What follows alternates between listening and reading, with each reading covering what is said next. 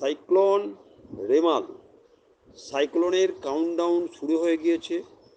রবিবার মধ্যরাতে বাংলা ও বাংলাদেশ উপকূলে ল্যান্ডফল হবে বলে আবহাওয়া দপ্তর সূত্রে খবর। সাগরদ্বীপ ও খেপুপাড়ার মধ্যে আছড়ে পড়া সাইক্লোন রেমাল মানুষের বড় ক্ষতি করতে পারে। উপকূলে সর্বোচ্চ 135 কিলোমিটার প্রতি ঘন্টায় বেগে ঝড় বইতে পারে। তাই উপকূলবর্তী অঞ্চলে যে সমস্ত মৎস্যজীবী আছেন তারা আবহাওয়া অফিসের নির্দেশ বা পরামর্শ অনুযায়ী এই কদিন সমুদ্রে বা নদীতে মাছ ধরতে যাবেন না।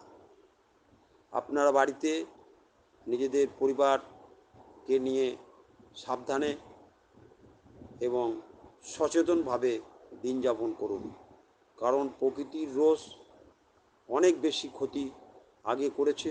তাই ব্যক্তিগত অভিজ্ঞতা থেকে বলছি, এই 2-3 দিন আপনারা খুব সাবধানে থাকুন এবং ঈশ্বরের কাছে কামনা করছি আপনারা সুস্থ থাকুন এবং পরিবারের সকলকে নিয়ে নিরাপদে থাকুন।